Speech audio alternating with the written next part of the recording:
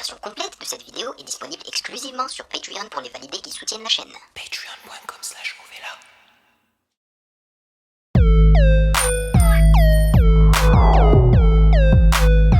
Salut les validés, on dit quoi? Bienvenue sur Ovela. C'est comment? J'espère que vous allez bien, car aujourd'hui il se pourrait que vous vous sentiez mal à l'aise, car nous réagissons à l'une des propositions du dernier sondage, et c'est la vidéo de Feldup. Yes, Feldup me met toujours mal à l'aise, surtout à cause de ses sound effects, ok, la musique aussi qu'il utilise dans ses vidéos. Le titre de cette vidéo, c'est l'horreur de TikTok, la face cachée de TikTok numéro 2, Findings number 86, 86, voilà. Alors sachez que c'est la dernière vidéo que j'enregistre dans mon studio avant mon départ. Et oui, je dis la dernière vidéo que j'enregistre dans mon studio, je spécifie car pendant mon voyage, je serai en train d'enregistrer quand même, je serai en train de vlogger, voilà. Je suis excité et je sais que vous l'êtes aussi, en tous les cas, certains parmi vous le sont aussi. Avant de débuter, bien évidemment, sachez que vous pouvez me follow sur Instagram @musicgamenews, car c'est là-bas que vous devriez me DM vos suggestions avec les liens. Et j'aimerais vous remercier, comme d'habitude, pour votre soutien. Merci de rémunérer mon temps et mon travail. Merci pour ce café/chocolat chaud. Et je vous assure que le fait d'avoir arrêté le café, ça a changé ma vie. Je ne savais pas que j'avais un problème avec la caféine. Pendant des années, les amis, j'ai eu des maux de tête terribles. Et durant les 4 dernières années, je me réveillais tous les jours avec un mal de tête. Moi qui ne suis pas quelqu'un qui boit de l'alcool, j'ai toujours entendu parler des hangovers. Tu sais, tu bois beaucoup le soir, tu te lèves avec un mal de tête comme ça. Bah, ça m'arrivait parce que je buvais du café. Et le pire, c'est que je buvais un seul café par jour. Et c'était suffisant pour bousiller ma vie en quelque sorte. Donc ouais, j'ai arrêté la caféine, donc le café grâce au ramadan. Et j'ai testé, donc une semaine après le ramadan, sans café. Et j'ai toujours pas de maux de tête, je me lève avec une bonne énergie, sans mal de tête, c'est un plaisir. Donc maintenant je bois du café, non pas du café, du chocolat chaud le matin, ou juste du lait. Et je me suis dit que peut-être je pourrais peut-être boire du café mais décaféiné. Peut-être que je testerai ça à un moment donné, voilà. Mais bon, je vous dis ça parce que peut-être qu'il y en a certains d'entre vous qui sont dans mon cas en fait. Voilà. Allez, on y va et je vais bien évidemment lire les commentaires que vous avez laissés sous la réaction de la semaine passée. Let's go.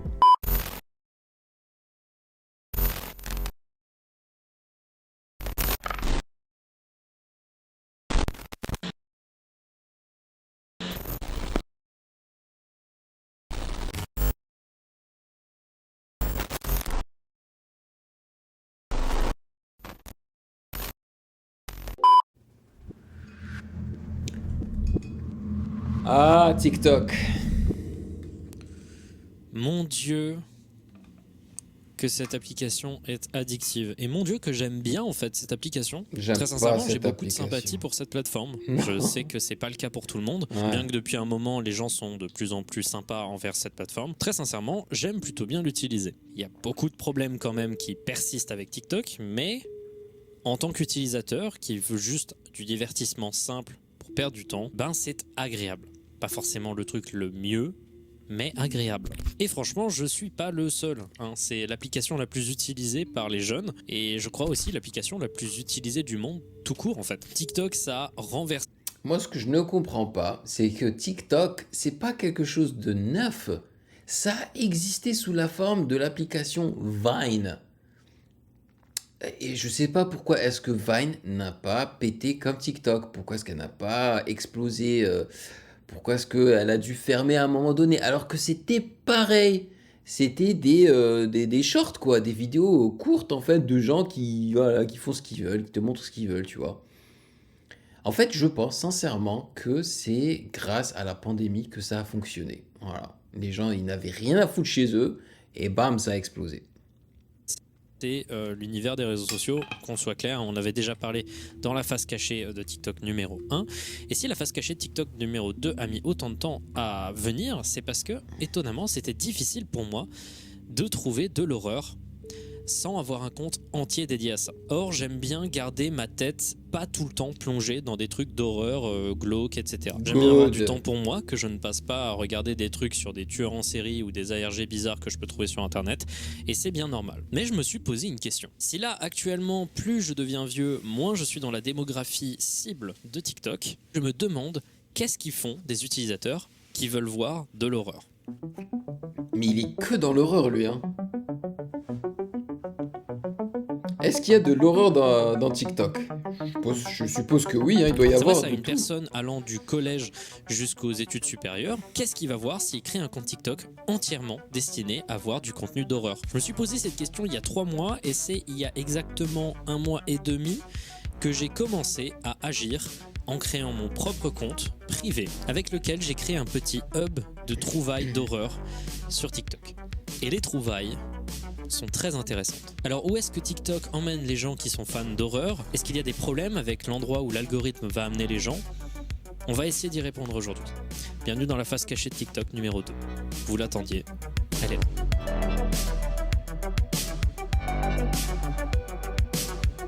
Bah déjà, la musique d'intro, elle est plus upbeat qu'en général, hein. Cool. D'abord, laissez-moi vous expliquer comment TikTok fonctionne au cas où vous ne le saviez pas. On passera en revue plusieurs trucs sur le fonctionnement de l'application au cours de la vidéo, mais là, actuellement, on va juste faire une description très simple. Vous avez 2 fils d'actualité. D'abord, le principal, la For You page, un truc qui donne aléatoirement, selon un algorithme, du nouveau contenu que vous pouvez faire défiler constamment, un par un, des nouvelles vidéos tout le temps à chaque fois, souvent entrecoupées par des pubs. Les vidéos en question, c'est des TikTok, si vous ne le saviez pas, c'est des courtes vidéos pouvant aller jusqu'à 1 minute, 2 minutes, que l'on peut liker, partager, mais que l'on peut aussi duet, c'est-à-dire créer une nouvelle vidéo avec à côté la vidéo originale pour créer du contenu à partir du contenu de quelqu'un d'autre. Sur ces vidéos, on peut mettre des sons qui sont créés à la fois par la communauté ou par des maisons de disques. Ces sons, ça peut être des musiques, des bruitages, etc., qui souvent vont créer des modes, des trends qui tournent généralement autour de l'utilisation.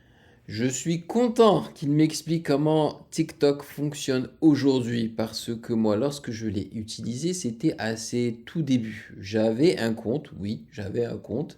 Je l'ai testé. Je me suis vite rendu compte que je perdais un temps énorme sur l'application et donc j'ai décidé de fermer mon compte et de désinstaller à l'époque l'application. Maintenant, elle est réinstallée sur mon téléphone, pas parce que je l'utilise, mais parce que sur mon autre chaîne, on m'envoie des tonnes de liens TikTok auxquels je peux potentiellement réagir. Donc j'ai besoin de l'application pour ouvrir en fait ces vidéos-là, mais c'est tout. Et je vois que l'application a énormément évolué et voilà, toutes ces nouvelles options, je ne les connaissais pas. Voilà. Je savais pas qu'on pouvait rajouter la musique d'autres personnes, qu'on pouvait carrément éditer sur l'application et tout. Maintenant, what? De ce son, accompagné d'un petit gimmick qui à chaque fois peut être répliqué selon la personne d'une manière différente. Chaque like que vous donnez, chaque partage que vous réalisez est enregistré par l'algorithme du site qui va essayer ensuite de vous donner une tendance de ce que vous regardez. Il y a aussi le fil d'actualité des abonnements, donc les comptes que vous suivez, mais on va pas se pencher sur eux. Pour l'instant, on va rester là, vous avez une vision assez simple de ce qu'est TikTok. Maintenant, comment est-ce qu'on peut faire pour créer une For You page d'horreur? C'est-à-dire comment faire pour que toutes les vidéos aléatoires que nous envoie l'algorithme de TikTok, la partie principale de l'application, soient toutes des vidéos qui tournent autour de l'horreur. Mais justement, moi je pensais que la partie principale de l'application, c'était pas le For You, c'était le Following. Parce que le but c'est de suivre d'autres chaînes non TikTok. Donc c'est ça que tu as envie de voir. Alors que For You, c'est ce que l'algorithme de TikTok pense que tu aimerais voir. Tu n'es pas forcément... tu ne follow pas forcément les vidéos qu'il te propose en fait dans la colonne For You, tu vois. manière large. Ça peut être du true crime, donc des affaires criminelles, des tueurs en série, tout ça. Ça peut être du paranormal, ça peut être de l'esthétique d'horreur, ça peut être n'importe quoi en réalité. Et bien pour forger cette For You page d'horreur, il faut commencer par des trucs évidents. Je vais dans l'onglet recherche, je cherche les tags horreur, paranormal et creepy, et je like et partage tout. Alors pour le partage, vous inquiétez pas, j'ai pas spammé mes potes, juste tu vas dans partager, tu cliques sur copier le lien et paf, l'algorithme comprend que tu apprécies bien l'horreur. Ensuite, après une dizaine de TikTok likés et partagés, je me rends sur ma For You page et je me mets à cliquer sur non intéressé sur absolument tout ce qui n'est pas de l'horreur. Ça dure bien 40 minutes avant que l'algorithme arrive à m'envoyer mes premières vidéos tournant autour de l'horreur. Et après cette première vidéo likée et partagée, l'algorithme se met à m'en envoyer beaucoup plus. Puis encore plus. Il a fait Puis enfin, ça de la constitue la curation. quasi-totalité de ma For You page. C'est officiel, ils pensent que je suis un adolescent un peu provocateur fan d'horreur. Ouais. C'est la première chose que j'ai remarqué avec TikTok, ils te prennent presque tout le temps pour un adolescent entre 13 et 18 ans. Et c'est un peu bizarre je trouve, mais on verra pourquoi plus tard, voire même beaucoup plus tard. Dark TikTok. Alors je vais utiliser cette première partie de la vidéo que j'ai appelée le Dark TikTok, avec le Dark entre guillemets, tout simplement pour mettre 70% du contenu que j'avais constamment sur ma For You page. C'était en tout cas le cas pendant les premiers jours. Ces 70% de contenu, c'est ce que j'appelle le fast-food dark. Presque tout, c'était des comptes postant en masse des fun facts creepy, des anecdotes claquées mal croppées, des histoires criminelles résumées en 3 phrases toutes accompagnées d'une image. Parfois ces vidéos commencent par le créateur du compte qui lève le doigt pour pointer un texte ou l'image en question à laquelle on va réagir. Et c'est un truc qui revenait très régulièrement et qui me faisait beaucoup rire. Tout le monde pompe le contenu de tout le monde. C'est pas surprenant. On est sur TikTok et c'est le principal du site. Se réapproprier ce que les autres font pour créer de nouveaux trucs ou pour plagier sans la moindre race. Les deux arrivent tout le temps. On s'inspire de ce qu'on voit. On peut rien y faire. Mais la quasi-totalité de l'horreur que j'ai pu croiser, c'est du bullshit total que j'ai très vite scrollé. Avec aussi des reposts de vidéos connues de YouTube qui, quand on est intéressé par l'horreur, on a déjà vu des centaines de fois. Et ces mêmes vidéos sont parfois marketées comme des trucs venant du deep web ou du darknet, alors que pas du tout. Surtout qu'on pourrait s'attendre à un truc violent avec un tel descriptif. Mais non, c'est juste des vidéos cheloues, sans la moindre explication particulière. Mais à côté de ça, on peut parfois tomber sur des trucs sympas que je mettrais dans la catégorie Dark TikTok. C'est du dark et du flippant sans vraiment plus. Parfois c'est des comptes avec un petit concept intéressant répété dans chaque TikTok, comme par exemple on a toute la communauté Weirdcore. Un jour je ferai peut-être une vidéo, je sais que je dis ça à chaque fois mais vraiment j'ai plein d'idées de vidéos constamment. Mais un jour je ferai une vidéo sur les esthétiques bizarres et les esthétiques de l'horreur sur internet. Mais concrètement le Weirdcore c'est une esthétique visuelle, vidéo et parfois musicale, se focalisant sur du contenu de basse résolution édité souvent de façon crude, cherchant à créer un sentiment étrange et onirique de confusion. Parfois l'objectif du Weirdcore c'est de faire rire tellement ce qu'on nous montre est abstrait, c'est tellement et absurde, pas mon monde. mais le reste du temps c'est pour faire peur. Du moins c'est fait pour déstabiliser. On peut ajouter à ça la mode des liminal space dont j'ai parlé dans ma vidéo sur les backrooms et vous tombez sur un des premiers cercles dans lequel l'algorithme m'a mené, la commu Weirdcore. On trouve par exemple l'utilisateur @l1630s qui poste une série de vidéos appelée Mother's World. Dans un de ses TikTok, il ou elle explique qu'au milieu de la nuit, une femme peut venir dans votre chambre, elle s'appelle Mother ou juste la mère si vous préférez, et elle vous convainc de passer à travers une porte, le monde de Mother. Si vous franchissez la porte, vous ne pourrez plus partir et vous vous retrouverez dans un monde étrange, dangereux, dans le thème de l'enfance et de la maternité. Presque toutes les vidéos du compte montrent l'évolution d'une personne qui existe dans le monde de Mother et qui vous donne à chaque fois, à chaque TikTok, des dangers, des règles, des trucs cool, des trucs pas cool avec le Mother's World. Et c'est à peu près tout. En vrai, ça se répète et au bout d'un moment, ça devient très redondant. Mais le concept est sympa et pour le coup, ça a un peu plus de valeur que des reposts sans intérêt. Et plein d'autres comptes font plein de contenu weirdcore, souvent représentant une rencontre étrange avec un personnage guidant quelqu'un dans ses rêves, souvent représenté par une sorte de silhouette noire floue qui perce un peu l'image, avec parfois, comme tête, un gros œil. C'est créatif, bien qu'un peu répétitif, et certains savent tout de même vraiment créer de bonnes ambiances. On tombe aussi sur pas mal de comptes de gens qui font de l'animation, souvent de l'animation en 2D, très inspiré de Jack Stauber, avec des filtres VHS sur des trucs un peu faits de manière crude. On trouve notamment un français, @totoloto la tartine, qui fait des petits snippets créatifs et dérangeants. Encore une fois, pas de fil conducteur entre les uploads, mais de l'esthétique intéressante. On peut aussi tomber sur des comptes vraiment ultra bizarres, genre on sait pas ce qui se passe dessus. En surface.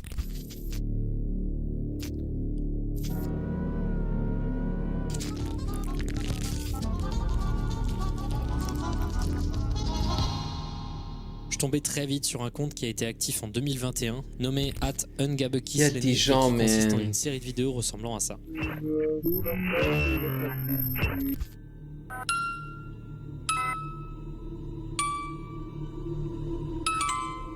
Ça va inspirer des films d'horreur, quoi.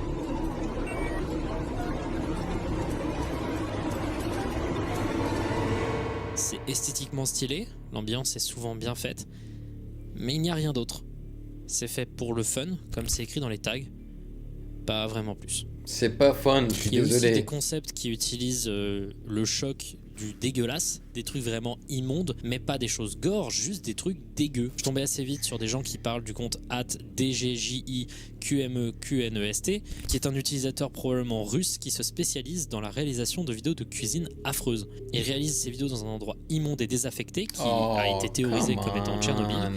Et il y réalise des vidéos où il cuisine avec des liquides impossibles à identifier, des plantes et champignons qu'il trouve et où il utilise de la viande infestée de vers et d'asticots complètement pourris. Bref, j'ai été super sympa de vous les flouter parce que personnellement, j'ai eu du mal à beaucoup m'investir dans qui est la personne derrière le compte, est-ce qu'il y a un narratif derrière, parce que simplement au bout de 2-3 TikTok, j'avais envie de gerber. Bah Mais sinon, ouais. la quasi-totalité du temps, on est en face de random vidéos sans sens, souvent des ripostes, cherchant à faire peur avec de la confusion et des ambiances plus ou moins travaillées. Mais évidemment, tout ça, c'est pas tout ce sur quoi je suis tombé avec cette expérience. Parce que le deuxième truc qui est venu le plus vite, c'est le TikTok paranormal.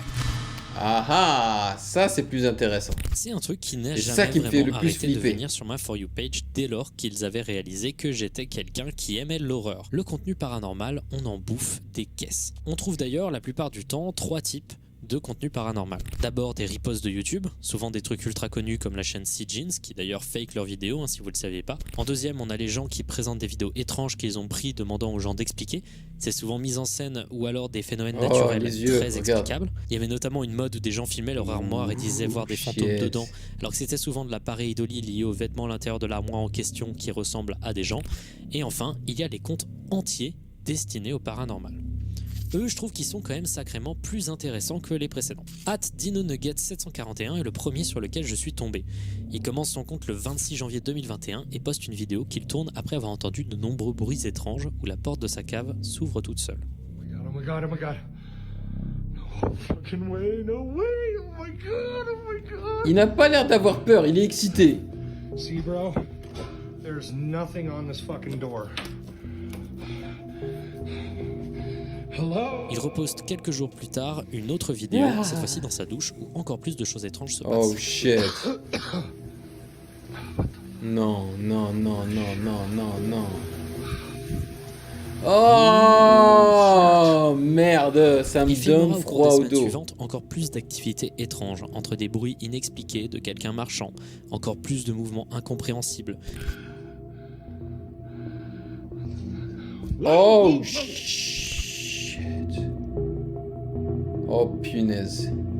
Jusqu'à cette vidéo qui sera un peu le point culminant. I know, bud. Eh, il y a le petit chien. Ah, là il commence à Not flipper afraid, là. man. Là il commence à flipper. Il a carrément du sage. Oh man. Oh non. Oh non, non, non. Arrête.